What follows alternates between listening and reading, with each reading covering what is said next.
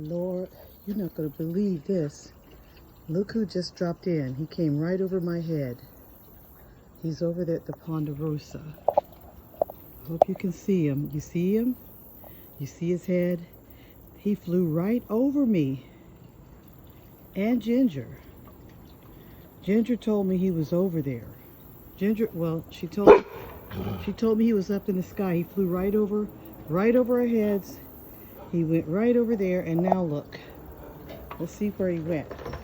It's okay, Ginger. I'll go check him out. He went right through the Ponderosa. He did that right in front of me. That tells me one thing. He is bold. There he is. He's, let's see.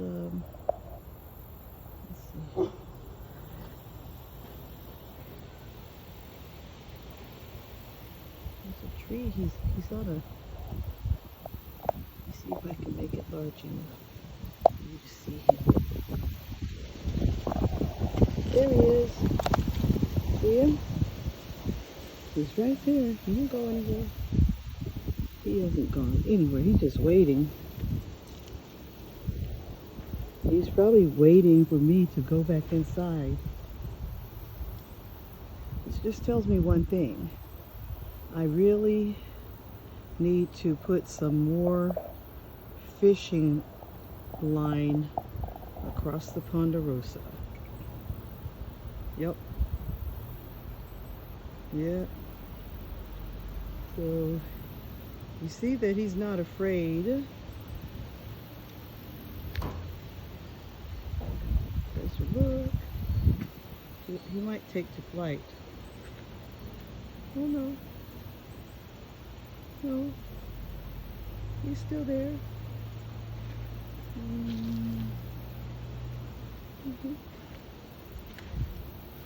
Look at him. And he's tall as me, guys. He's very impressive, but it's really frightening at the same time. I'm impressed, but I'm always frightened because his beak is the size of you know, like clippers, hedge clippers, and it's narrow. He hasn't gone anywhere. He just went down. Hopefully he could catch something to eat down there and leave the Ponderosa alone.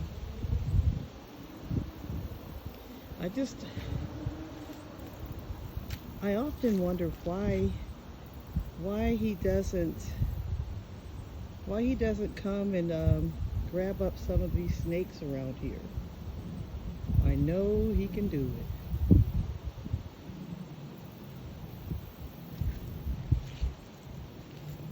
We have plenty of them.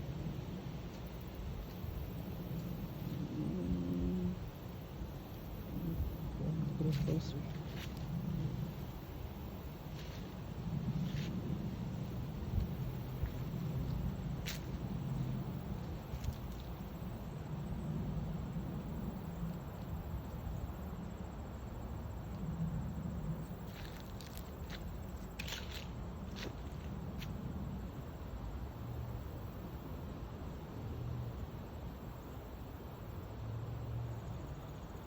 Well, I'm going to leave him to his devices, unless he comes back to the Ponderosa. While I'm over here, let me show you this holy basil. Very medicinal. I picked a bunch of it and put it in this planter over. It's right over there. That one with the lemons on it, that's a planter full of holy basil. It's edible and it's very medicinal. I don't like coming over this close to the stream area. It's because I saw a giant copperhead over there. So I stopped going. That is why I stopped going over there. Oh, there he is. He's coming back. He must think I forgot. He must think I forgot. There he is. You see that? That's him.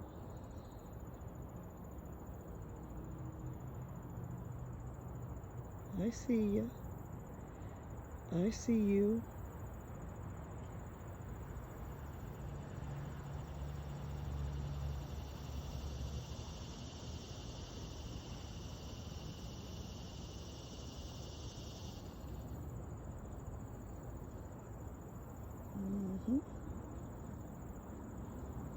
You remember what I told you last time?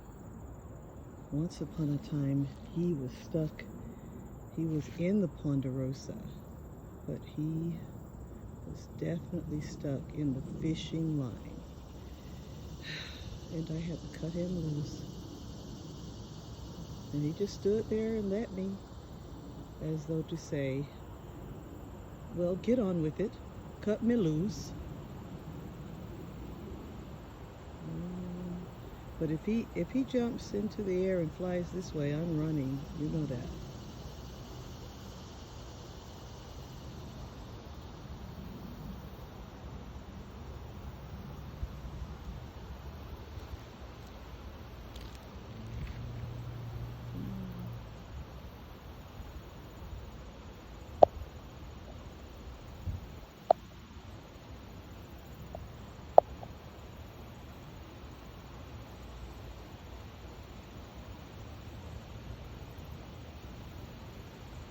And he also eats squirrels. So just because he's not down there in the stream, it doesn't mean that he's not hunting. But as I said, I don't understand why I never see him with one of these snakes in his mouth.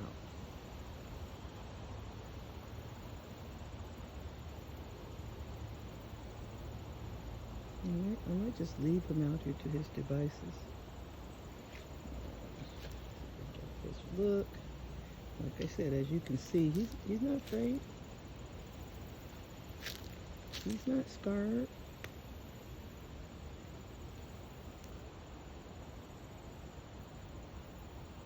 He's looking at me now. He's watching me, just like I'm watching him. Somehow I believe that the people that used to own this property, I believe they used to feed him because he's just too comfortable around humans. One time I was sitting right back there at the Ponderosa in a lawn chair, and he jumped right up out of the stream and was walking right behind me in the yard. Well, there, see, he's looking at me now.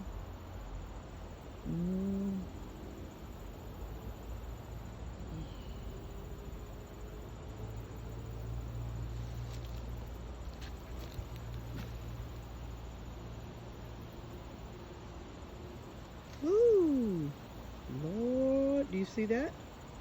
Oh my goodness, and he hasn't really gone anywhere. He's out in the trees, right up in there. He got sick of me looking at him. But anyway, well, that's all for today. I wish I could have captured him flying in because he definitely flew right over our heads. And it did bother Ginger. Usually she is like oblivious, but not this time. No. It was irritating to her. So, well, there's all the excitement. Sometimes we do get excitement down here at Everland, and that is the excitement for the day. I'm glad the fish are not, glad they're not out. Gotta be careful that I do not